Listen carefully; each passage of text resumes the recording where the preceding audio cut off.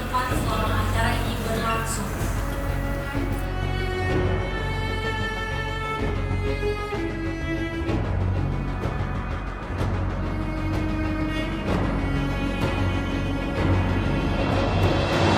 Selamat datang kami ucapkan kepada Yang Terhormat Gubernur Aceh yang dalam hal ini diwakili oleh staf ahli bidang keistimewaan Aceh, SDM dan hubungan kerjasama.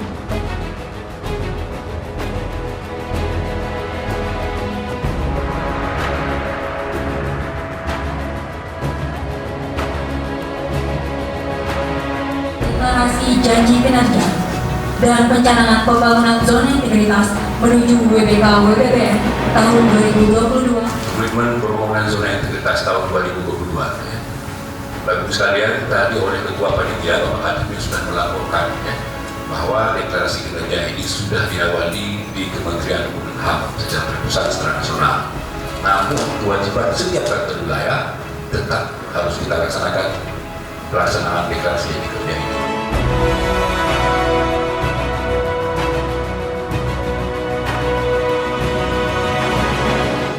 Keprihatinan banyak pihak tentang maraknya kasus penyalahgunaan kekuasaan di berbagai lembaga di Indonesia. Sebagai hasil survei yang dilakukan lembaga nasional maupun internasional menunjukkan bahwa kasus korupsi masih menjadi persoalan utama di negeri ini.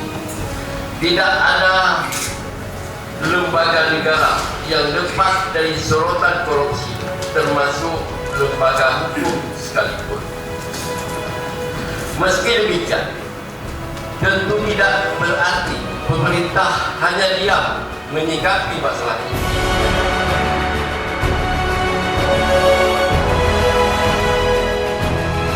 Dan mengucapkan selamat atas terselenggaranya deklarasi janji kinerja dan penerapan zona integritas di lembaga ini.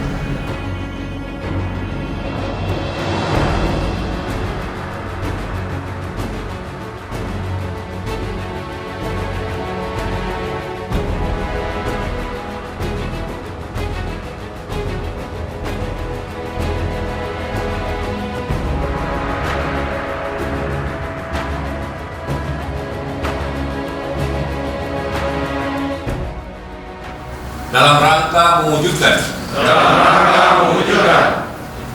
Kemenkumham semakin pasti